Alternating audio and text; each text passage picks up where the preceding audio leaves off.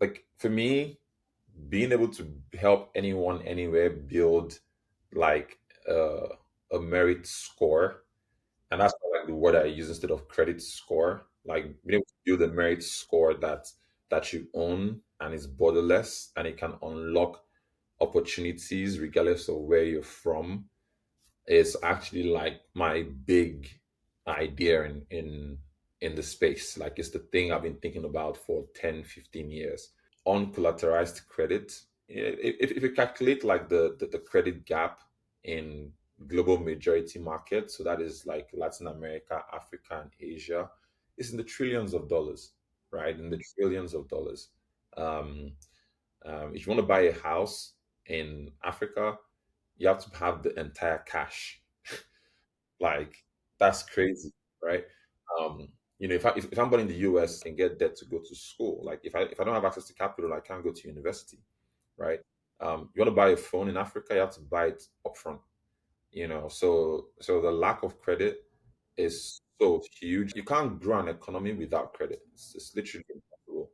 So that's the thing that like I think all the building blocks are there today, and the timing feels right to be able to sort of like try to solve. Yo, yo, yo. Grab your headphones, get ready to vibe. ZEROPOD is coming at you when we're doing it live. ZEROPOD, yo. I said ZEROPOD, yo. ZEROPOD. Welcome back to another episode of ZeroPod, a zero copyright video podcast for people who enjoy Ethereum. I'm your host, Toady Hawk from the Zero Rights Media Collective, and this week I'm excited to welcome as our guest Yele Bademosi, the founder of many things in this space, but most recently Onboard, which is a digital wallet designed as a full-service neobank for on-chain creators. In this pod, we talk about Yele's upbringing in Nigeria, his schooling in London, and his series of interesting startups since. We chat about why he was drawn to build on Ethereum and specifically on Base, why he believes providing under-collateralized credit to the world is so important, one simple thing he never learned to do, and much, much more. I hope you enjoy this conversation as much as I did. Please don't forget to give this video a like and a comment if you enjoy our content, or if you're on Spotify or Apple Podcasts, a 5-star review goes a really long way. Let's get into it. I know we said when we linked up at base camp that we would do this pod, so it took us a while to be able to schedule it, but I'm glad we did. So Same, long time coming. But yes, good to be chatting with you. awesome. Well, let's jump right into it. One thing we do like to do a little bit differently on this podcast for a tech pod is we like to spend a few minutes at the start of the show just sort of getting to know our guests and finding out sort of the story behind the story. So if you're comfortable sharing, I'd love to hear a little bit about the Yele origin story. Like where did you grow up? What was your childhood like? What were your hobbies? Tell us about Yele. Yeah, so I grew up in a city called Ibadan. It's basically in a Nigerian state. So Yeah, probably the most popular Nigerian state is Lagos. So it's about yeah. 2 hours from there. A Um, big city or a smaller Big. It's one of the big city? largest cities in Africa.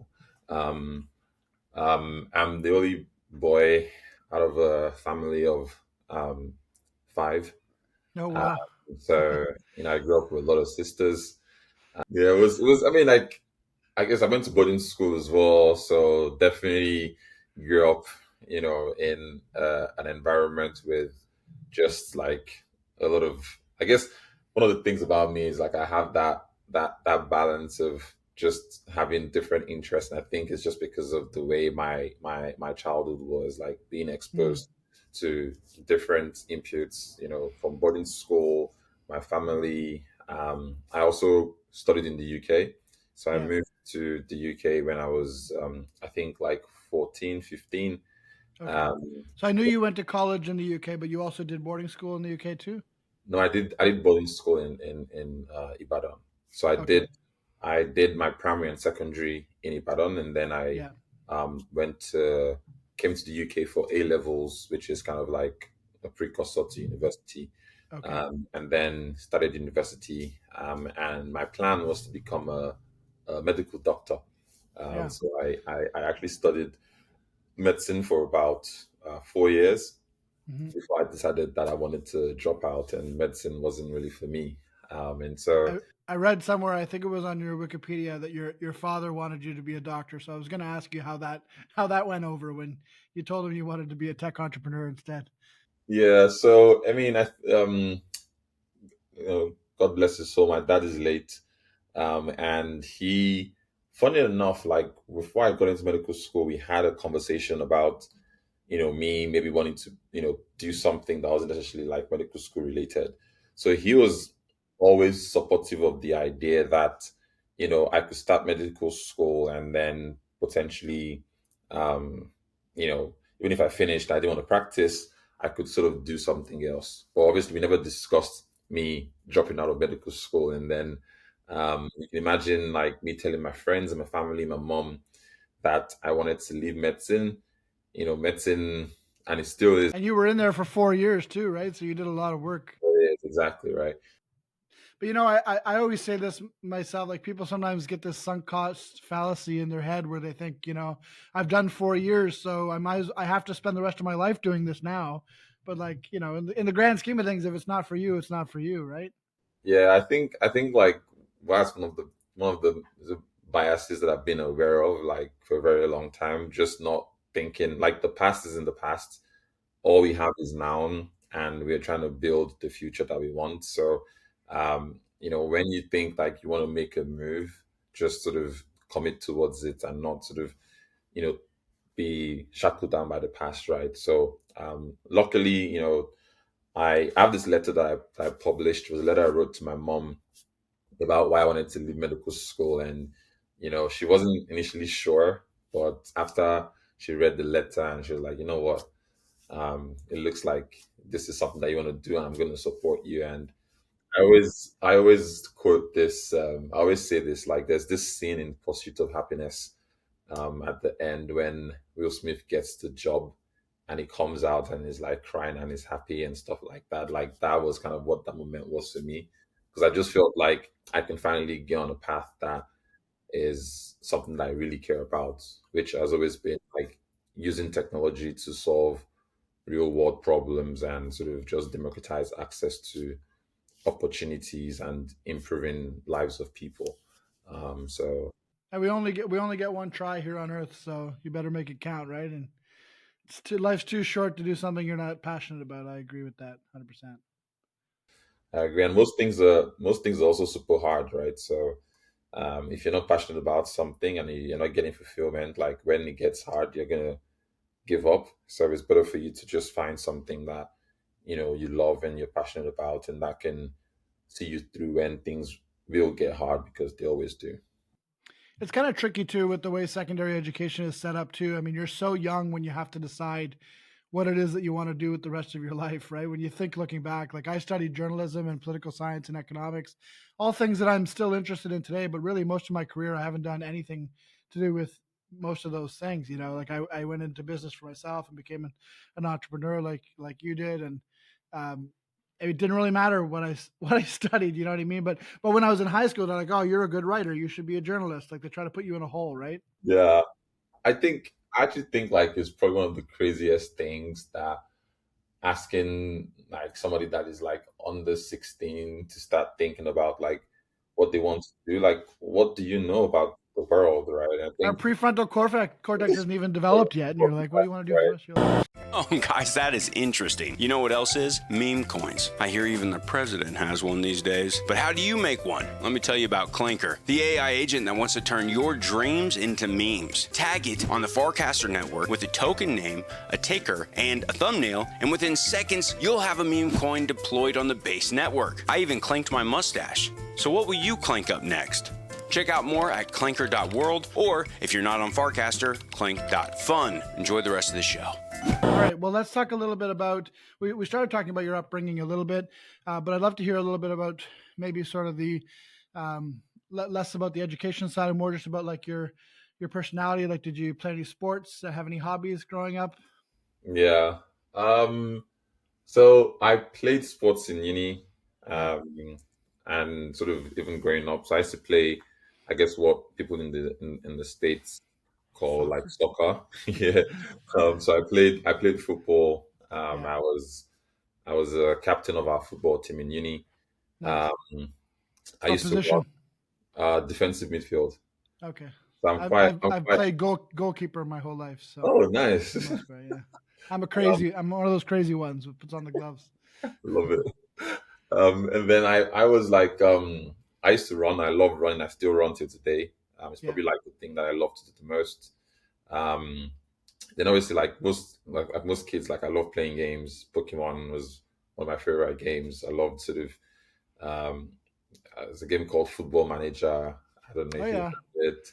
I was super addicted to it, and then there's a It's game that this this is the second podcast in a row that someone's brought up manager. yeah, I like just I interviewed you know Derek from Native. He's building the Native app over on Farcaster. no. Anyway, he's building like a game, sort of agentic game, and he's Mm, sort of he's modeling it. He said he was modeling it after the sort of the roster play of Football really, Manager. Yeah, yeah, yeah. FM yeah. FM is crazy. Like I spent hours on that stuff, and probably my best online game was a game called Puzzle Pirates. Okay. It was kind of like before we had Candy Crush, but imagine like Candy Crush with like a social layer, but Yeah. it was kind of about like piracy and economics and crews and all that type of stuff. So Interesting. that was kind of like my jam. Yeah. Um, yeah. That's cool. One thing that I don't think I've said publicly is that I don't know how to ride a bike. So Alpha. All right. We can pack it up here. I got what I need. so, That's so funny, eh? one of my goals for this year is to actually finally learn how to ride a bike. I preferred like skating as a child, so I was Yeah. somebody who was skating instead of riding bikes. I just never learned. So yeah, Like skateboarding or inline skating? like rollerblades. Rollerblades. Yeah, yeah. I used to like rollerblades too. That's Yeah, funny though. You just think like everybody learns to ride a bike when you're a kid, but if you don't, you don't. yeah, exactly. So, um, but yeah, then I was also in the Navy when I was in uni as well, Okay. Royal Navy. So that was pretty fun. Hmm. Um, but yeah, that's kind of like stuff You were in pre the UK Navy. yeah Royal What, Navy. what? Okay, I was gonna say I don't think Nigeria has a navy or a need for one. No, we definitely have a Navy. But yeah, I never had the chance to do that since I was here. Um, Awesome. So are you still you moved to London for school? Are you still located in London, or where do you work from now? yeah, so actually, I moved back to Nigeria in 2015, December 2015.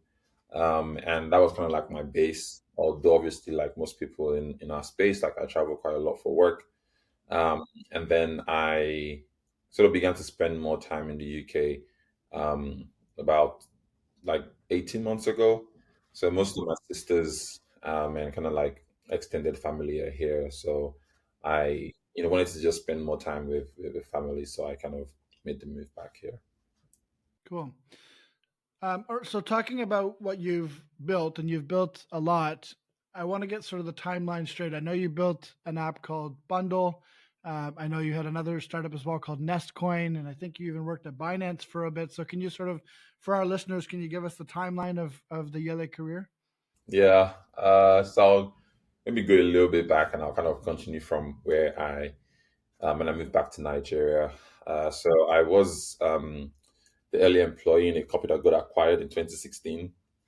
It was sort of like a resource community for um, would-be entrepreneurs, and that was kind of what gave me the exposure to tech founders. I founded a fund called Microtraction. It's still ongoing. It's on the second fund. Um, and we're investing in some of the first and early startups out of Africa. Right now, we have about 80 portfolio companies across 10 markets. And then I sort of got into crypto, first of all, personally in 2017. And then, I just sort of wanted to go full time into it. Got connected with the folks at Binance in 2017, and then they were like, they would love me to kind of come on board and help Binance expand into Africa. So I was part of the Binance Labs team doing investments, and then from there, um, worked with Binance to launch Binance Africa. So built the team, did a bunch of JVs, the early integrations, and Binance has been incredibly successful due to the work of an incredible group of people that really believed in the mission or the idea of the freedom of money. And then I founded my first startup called Bundle.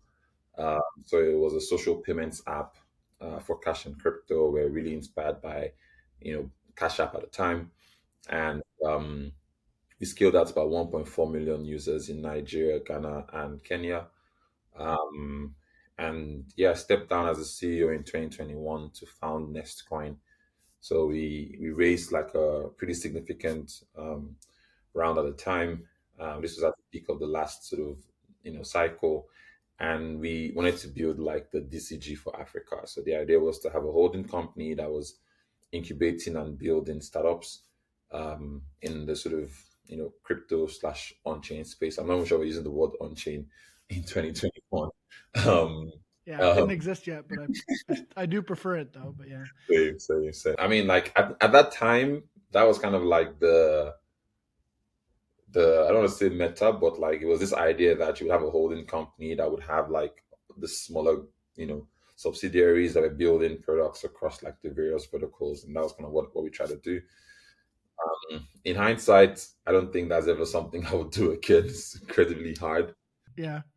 What's the hardest thing about that? Is it because you've got your finger in too many pies, or No, I think, yeah, I mean, I think like the main thing is just like you're trying to build five startups concurrently, and they're all searching for product market fit.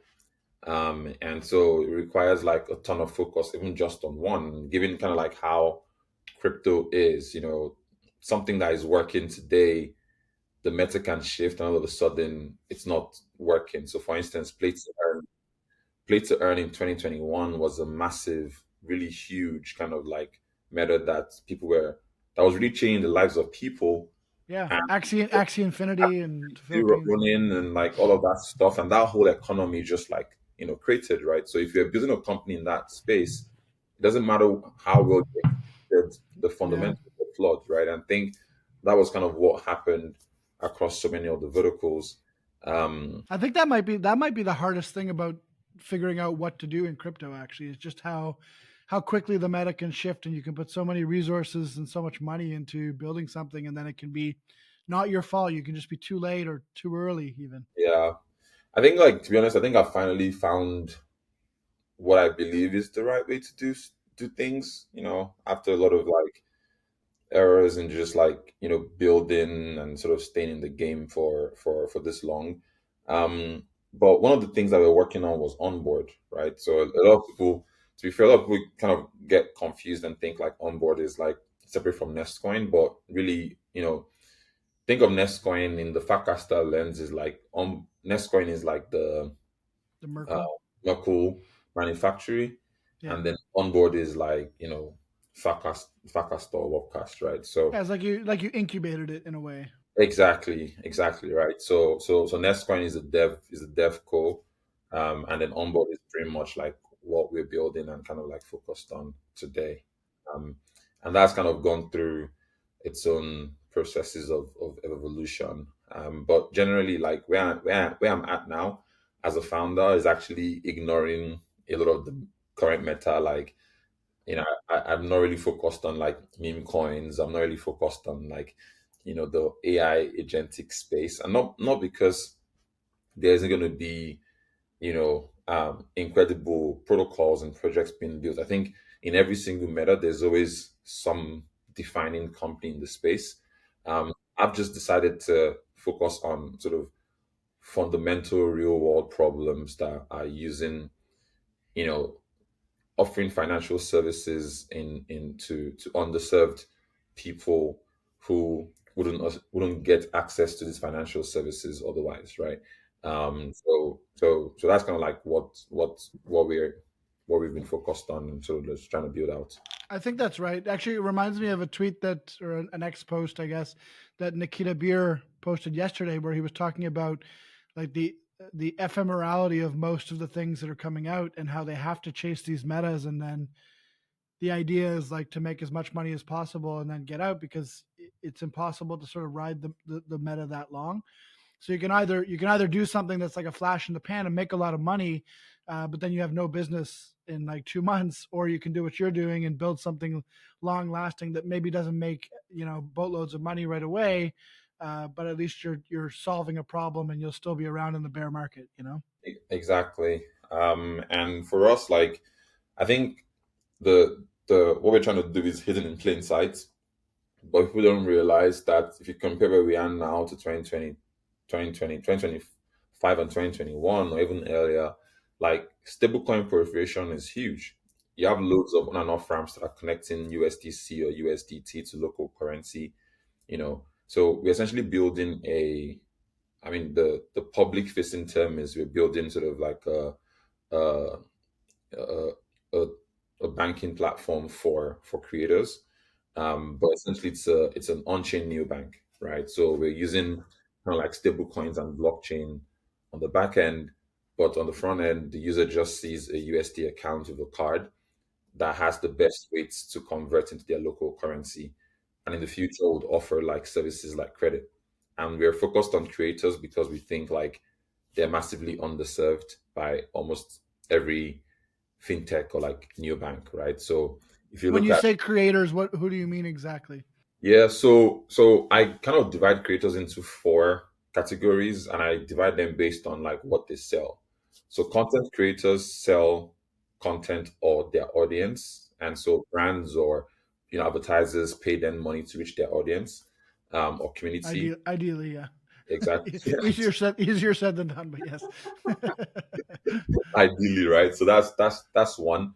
Then you have sort of like the e-commerce and digital sellers, right? So they sell products online. You have freelancers or consultants, they sell their time. And then the last kind of like group are kind of um people who basically are like entrepreneurs or digital entrepreneurs. So they build software, right? And you have the venture capital folks who raise VC, but you have a massive pool of people who never raise VC. So that's like the indie hackers, solopreneurs, the micro SaaS builders. So all these people to me are like creators. Um, but we're quite bullish, or not bullish, we're bullish on all, but we think like a good starting point are content creators because you have a content creators for the other niches as well, right? And if we can serve these guys and we do a good job with that, they can be a beachhead to the rest of the creator um, verticals and then hopefully mainstream like down the line. So Plus, you that make your own champions that way too, right? I mean, exactly, a lot of exactly, companies don't put enough effort into content creation, or when they do, it's cringe because it's not authentic. yeah, exactly. So that's sort of what we're trying to do, and yeah, it's been like a really interesting journey, kind of like just mapping that out. And Can you give us sort of like, to take a step back? Can you give us sort of a one sentence description of what Onboard is? Is it a wallet? Is it something else? yeah, so essentially, Onboard is a finance app. Um, think about it as a digital wallet that allows you receive USD or stable coins, allows you spend it and then convert, that USD into your local currency at the best rates. And if you're someone that loves self custody, you can actually use like the self custody component alone. So essentially, it's imagine like a global cash app or Revolut that is accessible to like anyone, anywhere. But we are kind of like doubling down or kind of creating that beachhead on content creators and really trying to solve problems that nobody else is kind of doing for that particular market. And what are the sort of on ramp and off ramp connections that you have? Have you built up relationships with different banks, or how does that work? Yeah, so the kind of like secret sauce is we have an underlying protocol, a peer-to-peer protocol that allows users to sort of on and off ramp their stable coins into local currency at the best rates without paying fees. Now, you know, technically this means that if we have liquidity providers in every currency, like we can support on and off ramps like very quickly, right? Um, and then we So partner with these are like fiat pools, like LPs, basically. exactly think about them like fiat pools. So right now we have that for Nigeria, Kenya, India, Indonesia, and Argentina. I never even thought of that about that before. Like from like most of the time when you think about on ramp and on off ramp, you just assume it has to be through a bank. But I never really thought about the fact that if you had a big enough pool of fiat, you don't even need the bank. Yeah, exactly. Um, and then we've partnered with folks like Bridge to offer sort of like USD accounts, and then we also have like a card that is connected to like the wallet, and yeah, that's kind of like the core architecture. Um, What if the users want to actually take money, like actually cash out, though? Is there a way to do that, or do they have to use the US dollars within the app? Like they actually want physical physical currency, rather. so I mean, they can withdraw the money in digital form in whatever wallets or like bank accounts in like their home in the home country that they're in or like where they're resident. But right now we don't support like a way to go from onboard straight to physical cash directly. Okay. However, But the though, main problem that you're solving is the fact that stablecoins don't exist for most of these currencies, right? yeah, exactly. But I think like if you think about it from the sort of beachhead perspective, you have a lot of creators globally who are earning on like YouTube or like all these global creator platforms, and they can't get their money out because they don't have a USD account, or they need to find somebody, a family member or a friend who has a PayPal and is taking like 20% just because this person can't get paid. Or if you use most of the platforms, they give you like the worst rates, even though they are better rates. So you're losing money on fees and things like that, right? Plus, a lot of these folks can't go to a bank and say, "Oh, I earn from this platform, helping, I want to get a loan or a credit or things like that," right? So we're essentially building like a sort of full financial infrastructure for this group of users because it's a very clear need, and we think like it's a worthwhile problem to solve. And like a lot of people don't have financial services globally, but what is the like who do you serve first, because you can't serve everyone, right? If for everybody, you're for no one. So that's kind of like what we're trying to do.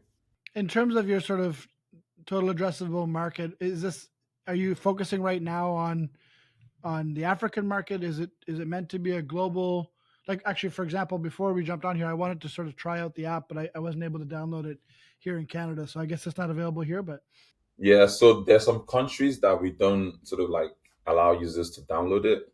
And that's usually if we're not sort of very comfortable with the regulatory regime. But Canada. I What about the US though now? Can Americans get it now or no? mean, Or is like it we haven't yet listed in America, but like it's definitely something that we're thinking about. things are And changing, so yeah, exactly right. But fundamentally, the this works anywhere. It's really just about like where we want to kind of like launch it, and right. but again, like I said, even Facebook could have been used by anyone, but Facebook was like, we're for students and we're Yeah. already launching Harvard, right? So you don't want to boil the ocean, and that's kind of like why we're thinking about that. But we I just got think to that was a big part of why Facebook was able to succeed is because they had this like very adamant fan base from a young fan base who was like technical savvy, exactly. and that was kind of like the brilliance of only rolling it out to colleges at first. Exactly right. So I mean, I'm not gonna lie, like the GTM motion is like the hardest thing to crack, if I'm being honest with you.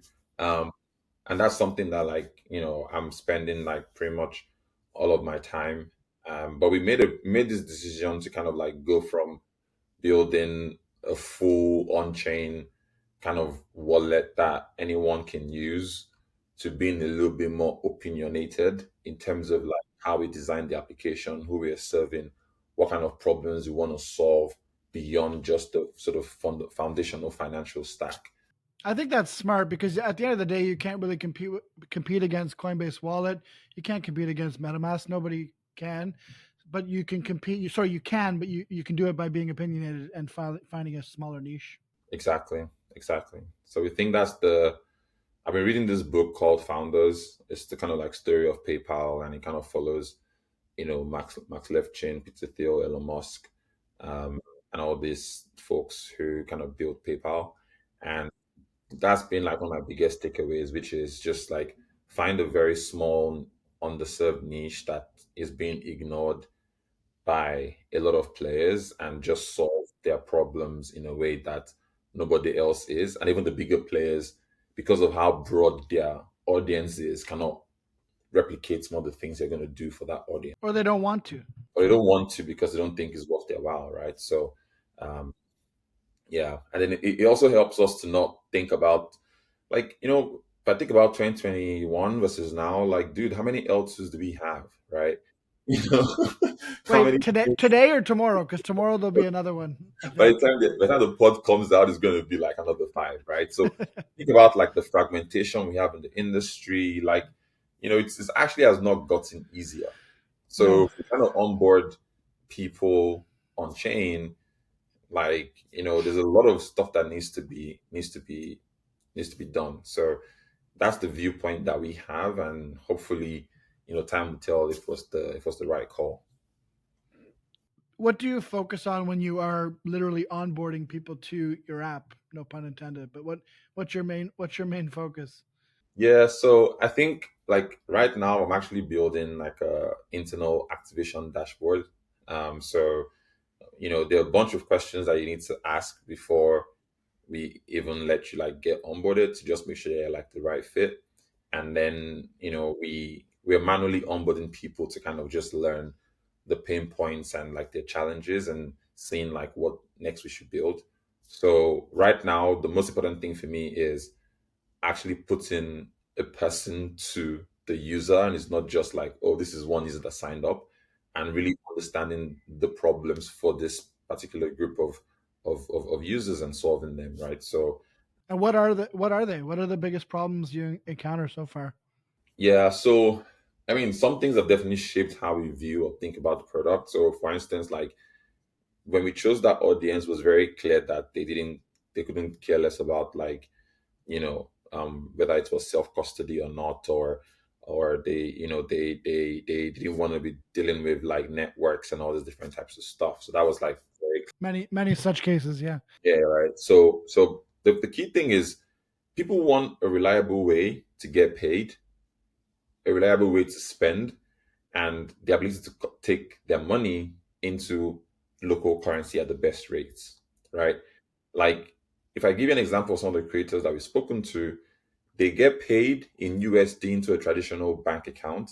They have to go in person to that bank account, withdraw the physical USD, and then give it to somebody to get their local currency, go to their bank, put this local currency in, and then use another app to convert the local currency into a USD card that they can spend. Dude, that's like 2 or 3 days worth of work and like three apps and two human interactions to get paid and spend. Crazy. It And we've is not crazy. even talked And about and you've got and you're going from US dollars to US dollars. yeah. With 5 steps in between. It's crazy. And we've not even gotten talked about like credit, right? Which is probably the biggest, Yeah. problem, because again, you have people who can't even, get access to like affordable credit, right? Um, and how many Is that create? something you're exploring? Like, are you exploring Yes, of course. collateralized loans, or what does that look like? So to just drop a little bit of alpha, it'll probably end up being something along the lines that is a little bit more similar to like invoice factoring. And I'm kind of looking at, so it's really interesting. Like there's a lot of power in DeFi and like just on-chain finance. And I want to actually leverage some of that in terms of like our ability to source capital at lower rates than what traditional finance would get, and then give that to our creators like directly, right? Yeah, there's this huge gap too. Like you've got like bank finance that only a very small portion of the world's population has access to, and then you have like these predatory um, cash loans, which are charging like thousands of percents and nothing in between. Exactly, right. So for us, like, I know what's so funny. Like, I had this realization recently, and I was like, wait a minute, like, both Coinbase, like, Coinbase is an amazing, like, you know, I'm like, if you ask me, like, the entrepreneur and like the company that I look up to the most in crypto right now is like Brian and Coinbase, right? And love Jesse and what was doing with Base, and fundamentally, like, Coinbase has been able to build a ton of stuff for the on-chain economy. The core product is like custodial, right? And they had to do a lot of work to build sort of like that public trust and make it easy for people to kind of like use, you know, um, buy and sell crypto. But there's a lot of work that needs to be done to take on-chain finance and make it as accessible and as simple for everyday people. In the real world, how many people trade stocks versus spend and send actual USD? It's a much bigger market, right? But nobody's doing this for just everyday basic utilities when it comes to like on-chain finance. And so, for us, we are deep kind of like crypto native on-chain first people, but we want to be that translation bridge that takes this amazing but complex tech and makes it super accessible to everyday people, right? Well, yeah, like if you look at something like what Coinbase is doing now with interest on USDC held on chain, I mean, these types of things are huge because you compare that to banks, which are offering either zero interest, at least in my country anyway. It's basically zero interest, sometimes like 0.5% of interest on the savings. You're usually paying more in your account fee here in Canada than you're earning in interest, and they're going and investing your money. Money in exactly right, and I think like there's so many things. Like the moment I kind of allowed myself to just put put my like put the customer first, some of the things that we're now able to do is just incredible because like we've done so much, even just basic, like now being able to give people interest on like their USD by just holding it with us, and that's been powered by like you know um Coinbase and like some of these other players that we're like collaborating with. It's going to be like amazing, so This is available now, or this is coming. it's available in the sort of like on-chain native version, but we're going to put like a wrapper around it to make it like super easy for our users. I would definitely, don't worry, I would when the V3 is out, I'll give you access. So you can love your feedback on like what we're doing. So it sounds like you kind of have like how do you put this? Like you have an on-chain version of the wallet, and then like an app more like sec, like CEX kind of version. Exactly right. So we have like we have a really sleek, like, I think I did a demo at Basecamp. Like, we have this nice on-chain wallet, but I don't know if you saw, there's a tweet I saw from one of the founders of Dymo, who, in my opinion, built such an incredible wallet. And he, this statement stood out to me so strongly, and I was like, somebody's saying this, which is that, on like pure self-custody wallets are going to be a niche for a long time. It doesn't mean that the technology will not get to a point where we've kind of abstracted like all the L2s or L1s and it's kind of like so simple. But the point is that we've kind of actually gone down, not because we don't have account abstraction, but it's just like if you're building a network, an on-chain wallet, and you want to give users choice, dude, it's a really really hard UX for. Yeah, I was just looking at the feed for Rainbow Wallet last week, and they like added 3 networks this week or something, and I'm like thinking of the dev resources that goes into like supporting 3 new chains in a week. Like I'm sure you guys have the exact same problem. Like, Yeah, so it's I think like shout out to a lot of the folks that are creating like these wallets and things like that. We like, I have this meme which is like a it's like a DeFi, it's like a don't know if you've seen the DeFi Mullet. There's this meme of the guy in the mullet, and then it's like, so it's basically, it's like, for us, it's like fintech in the front, stable coins at the back, right? Like that's kind of just my approach to building this space now. I think that's true. And also the funny thing is I think all the fintech companies are doing it too. And they already have the fintech in the front and they're like pulling in the stable coins in the back. And you guys are kind of doing the opposite. You're coming at each other from different directions. Yeah, and I think obviously, like, we've been in the space a little bit longer. Where, like I said, we're crypto native. And before this, actually, my co-founder and head of product built one of the first and largest neobanks in Nigeria with millions of users, right? So we're taking like that experience of just building kind of like fintech and consumer applications and abstracting all that on-chain stuff and just focus on a niche, and hopefully we can deliver on that value proposition. Yeah. No, I think that what you said about people's custodial wallets rings pretty true as well. Like I think, as crypto natives, as on-chain natives, we do want everybody to, have their own keys and their own coins because that's what sort of the first principles demand of us. But at the same time, you think of like 10 of your closest friends who aren't into crypto and you try to think of how many of them would be responsible enough to not lose their keys or to otherwise get hacked and lose all of their money, and then you start wondering like are they safer in Coinbase or in another CX? So we've got a long way to go. Let's just put it that way. I think we'll get there, and ton of progress already being made. It's just a function of timing, right? Like growing up, I used to hear about like web van being this ridiculously bad idea, and kind of blew up in the dot-com bubble. And now you can order your groceries on Amazon or Instacart, and a great idea, DoorDash, and it's like fantastic idea. But 20 years prior, it was like this is a really bad idea. It's too early. Yeah, it's too early. Same thing with Uber. When Uber first came out, people said no one's gonna do this, and the taxis laughed and they said, "Oh yeah, good luck," But now in most cities you can get an Uber in 2 minutes. It's nuts. So I think timing is going to play a principal and really key role. Makes sense. Before we talk about what's sort of coming down the pike for 2025 with what you're building, I did want to ask you maybe to just double click on what micro traction was because I saw it in your bio and I was reading a little bit about it. I know it's something you've been active in, separate from Onboard. So what is micro traction and what are you trying to do with that org?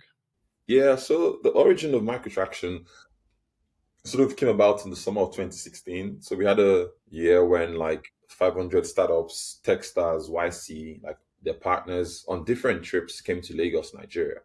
And so they wanted to like meet startups, invest in startups. I did a bunch of introductions, and that trip was quite successful. And a number of the companies that we had done introductions to were taken to the valley, and then they raised capital, and some of these companies are some of the most important players in the technology ecosystem in Africa today.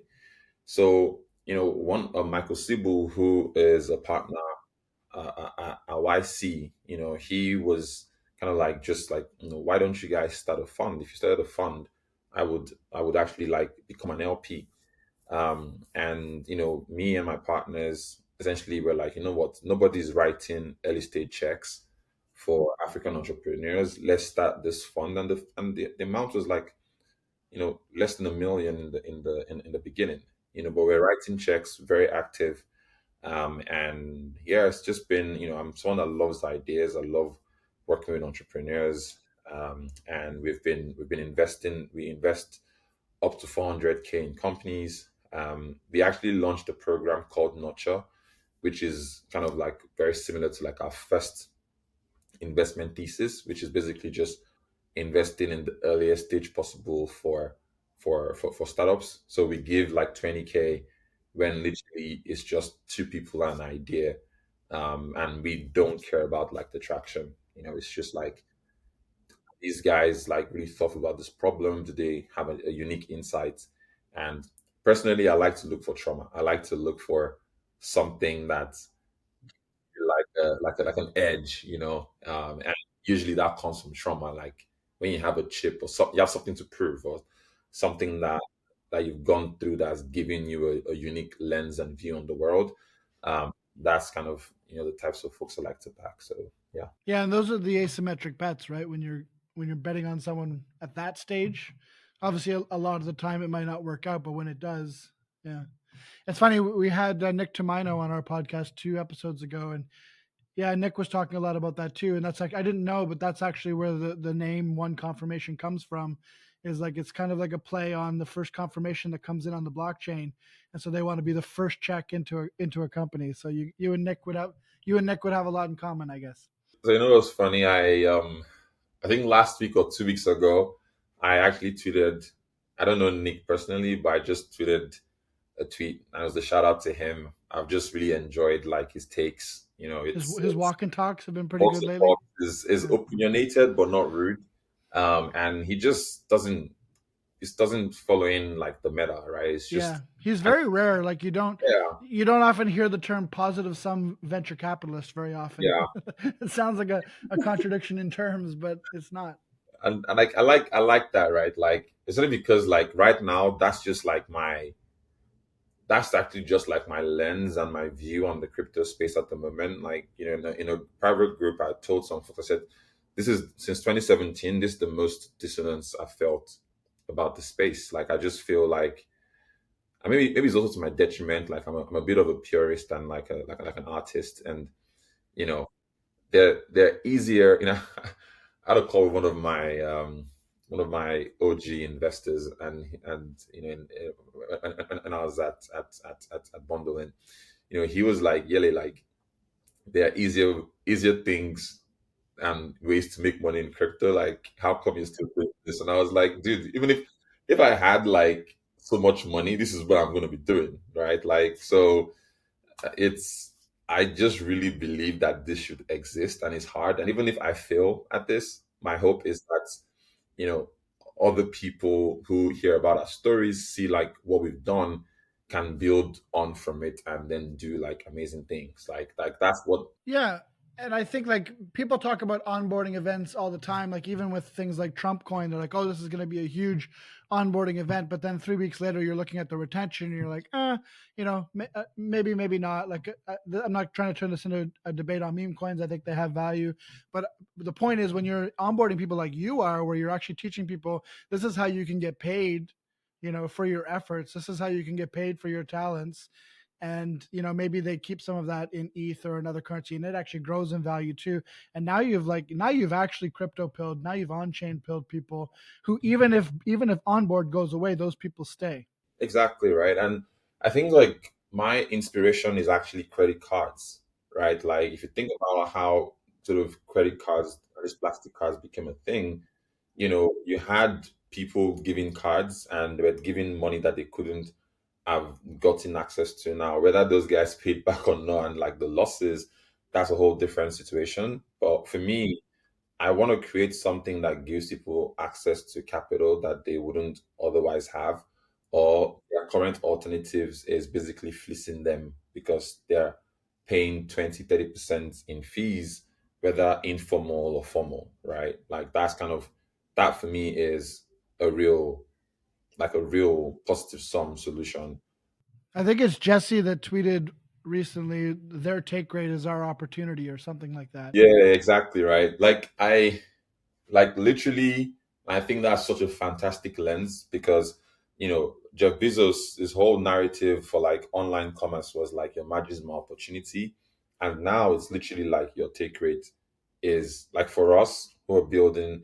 Like I call this whole space like on-chain finance, and it's a bit of a misnomer because like people might think like it needs to be like self custodial, but generally, like if you're building with like stable coins or blockchain technology, and this is kind of like what's powering whatever you're delivering to the end customer, to me, it's like on-chain finance, right? So the same way how we had like online banking, and that was like the big wave from like the late 1990s to like 2020. I think like on-chain banking is going to be this next massive kind of long-term meta that can survive multiple bull and bear markets and will still be a problem, in the next, I don't know, 20 years.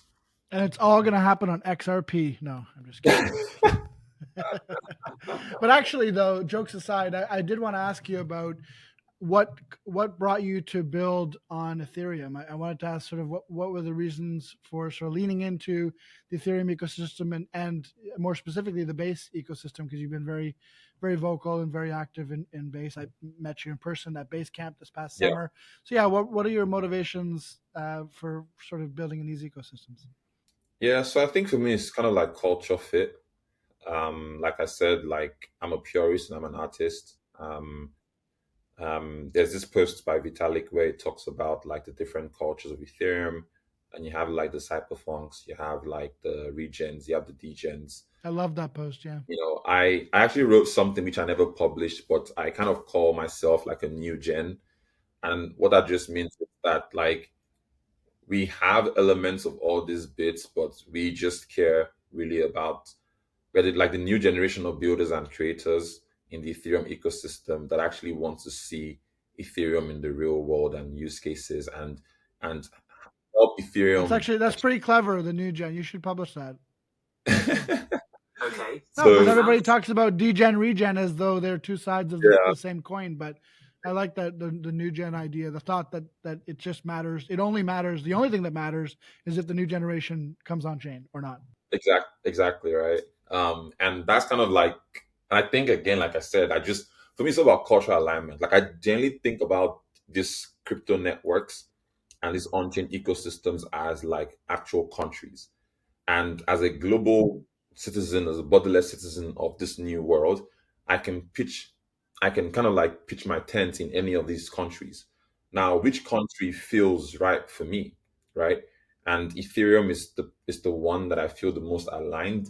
And the reason why like I got involved with Base is actually quite counterintuitive. So one of the things I love about Base is that it doesn't have a token, right? And it actually was counterintuitive because most networks or chains usually need to do like an airdrop to bootstrap and get folks into the ecosystem, and Base didn't have Yeah, any and of you know firsthand about this because that's what Binance did. exactly right.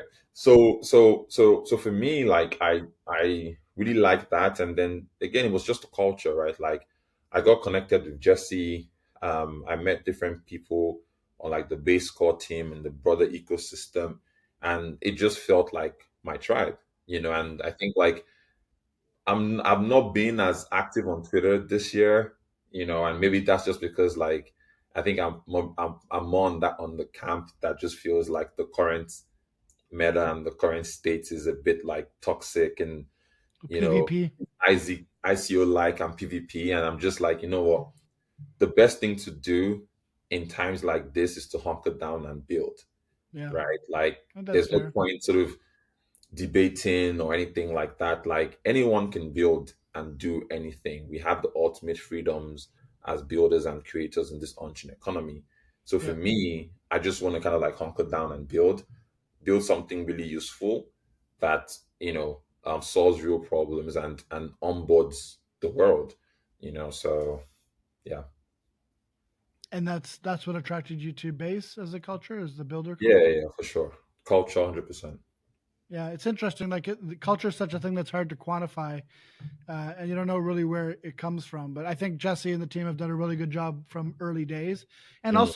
also just optimism before them too. Like just Yes, exactly. in general, optimism was already winning the culture war before base was launched, in my opinion. Yes, yes. And they they weren't even the superior tech, which is the interesting No, thing. Like most people would agree that ZK is stronger in a lot of ways, but it showed that like that doesn't really matter primarily. It's like how do yeah, you get users, how do you get builders yeah. to want to build, and then the rest can follow. I think like culture is underrated, and culture is actually what makes something like sticky. Um, and at the end of the day, it's like also the people, right? So, my biggest prayer for base is that we don't lose our culture, we don't forget kind of like what made us be, what made base what it is, and we kind of just continue to build for the long term. Yeah, I think you're right though. Like the culture is very sticky, and like each chain like sort of creates their own metas and whatnot, and you know If Base was going to capitulate and go full degen, it would have done so by now to compete head on with Solana. Really, like so. Exactly. Hope Exactly. that's hopeful. Yeah. Hopeful. And whether intentional or not, I think like culture definitely manifests. And yeah, so that makes a ton of sense.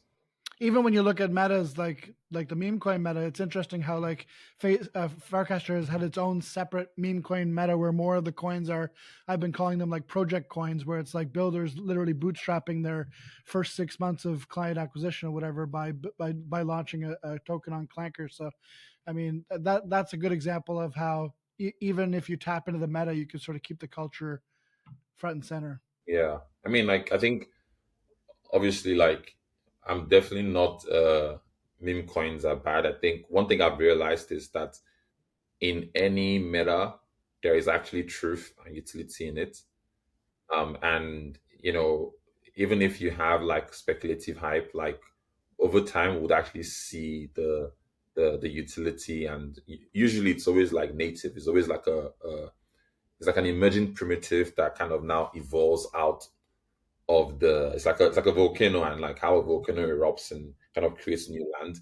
I kind of think about like these things like that. So I am sort of like long term optimistic in terms of what this whole thing sort of looks like. So yeah, Yeah, that's an interesting visual. The idea of like the tectonic plates of the metas and the speculation, forming new islands.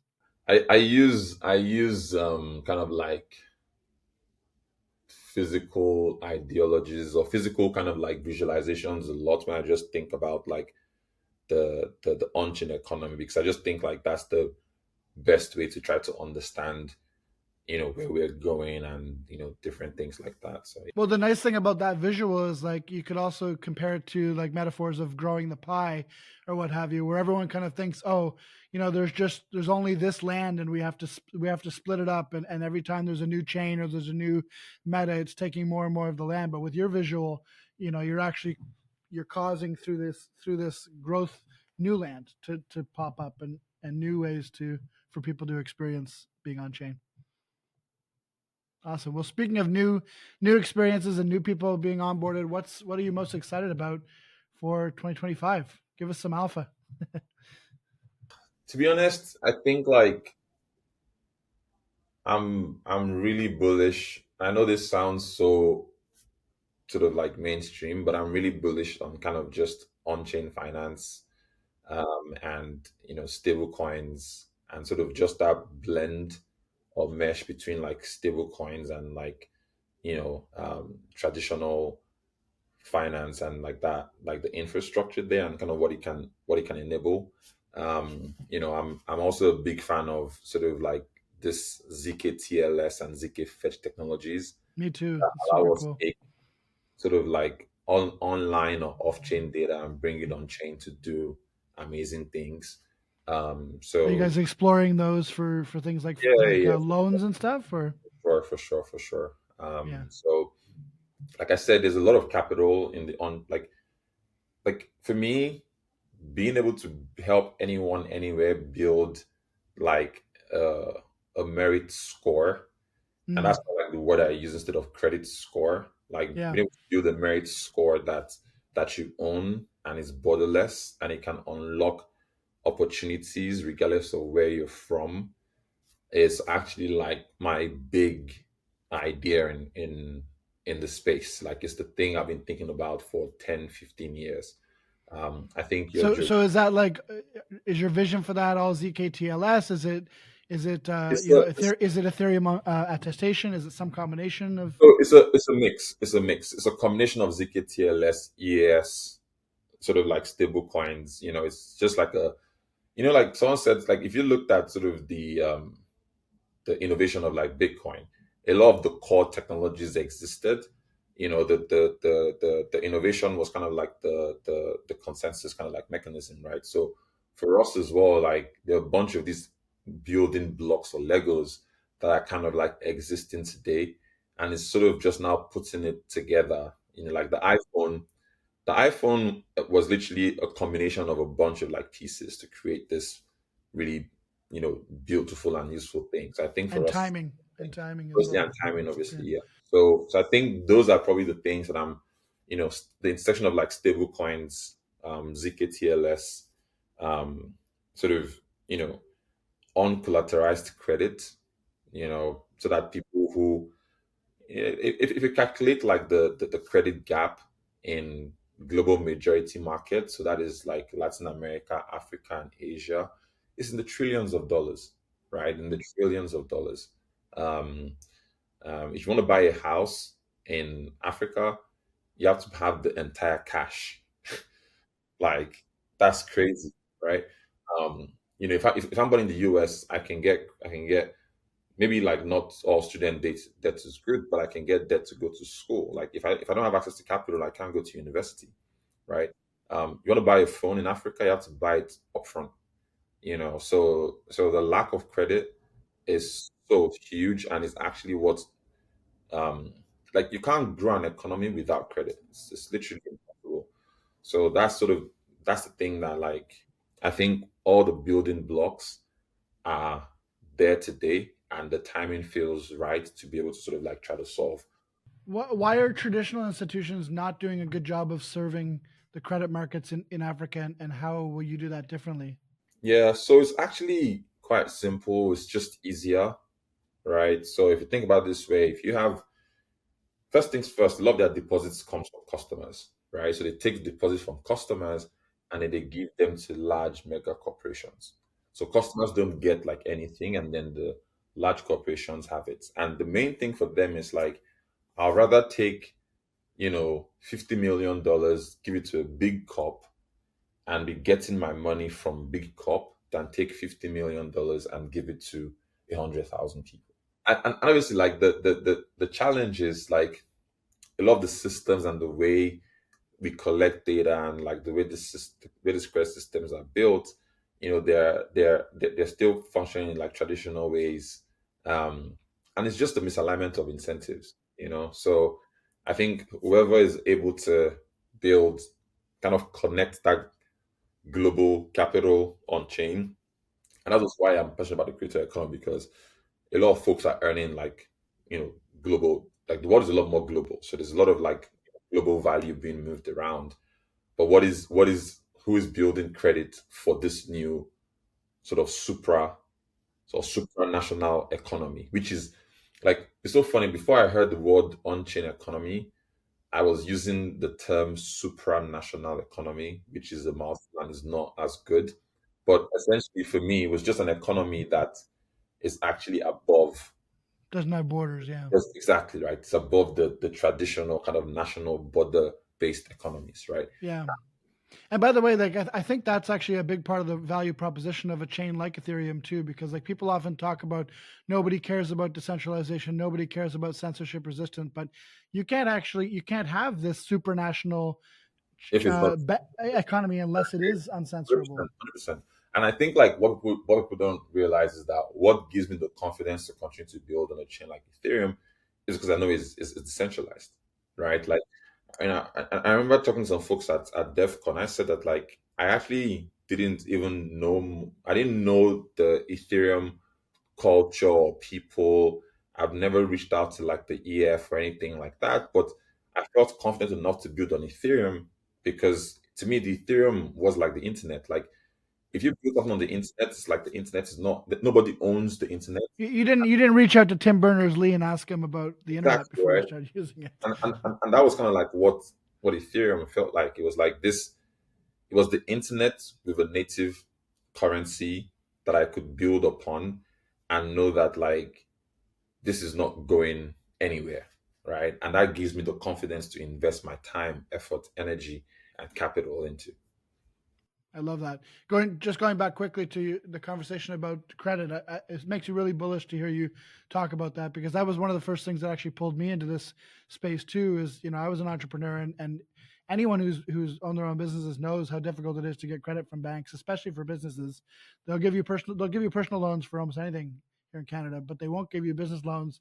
They see them as too risky, and it's just a difficult landscape. But then you get into crypto, and you're like, everybody wants to give you a loan, collateralized, obviously, but they will say, you have this much Bitcoin, I'm willing to lend you this much, and it's all, it's DeFi is done with DeFi, and it's all automatic. It's kind of a beautiful system. But now I think this next unlock is like, how do you figure out on-chain ways to do under collateralized or even non-collateralized loans for people who don't have the capital? Exactly right. And I think for me, I my I think like how do we take illiquid talent or potential capital and turn that into like credit capital, right? Because like fundamentally, that is that is actually what that is the real like upside here. And a lot of these, markets and global majority countries, like what you have is just like, you know, talent. And even in like, the US and Canada and like all these markets that have like these so-called systems, a lot of people who are still kind of underserved and excluded. Like you just talked about how difficult it is to get like business capital, right? And to me, that's actually crazy. Like that's actually like crazy. So again, you know, the truth is like we all have to start somewhere, but I do think that the killer use case, like what will bring people on chain, is going to be uncollateralized on chain credit. And this credit scores that you own, and it's like transparent, you know. And that's where you have a true capital networked world. Um, yeah, I think that's going to be like incredible. I'm reminded of my sister is a medical doctor, and when she was going to school, she said like they were like bombarding her with offers of credit, right? So banks here for certain occupations, they'll give $1 million to a doctor because they know that doctor has earning potential over the course of their life, and so they're taking a bet. But what I'm hearing from you is like there should be a way for Yele, for someone else to take a bet on talent, maybe not a medical doctor, but talent who has this like raw potential. Yeah, I'll give you an example. Like I started this program, was like just a one-off program. It was called We Splash, and the idea was for us to kind of like teach women who were interested in getting into tech, like technical skills, about that type of stuff. And when I look at the trajectory of some of these women and sort of what they're doing now, it's incredible. Like that whole program cost us probably less than $1,000, but the income that all this like this women have earned, over the last like 5, 6, 7 years, it's just insane. So, and I think like this is definitely like doable, right? Like, so again, one thing I've also learned is that we can't boil the ocean, right? And I'm not like an ICO type entrepreneur that would sell the vision and raise a ton of money and try to do this stuff. It's kind of like, okay, start small.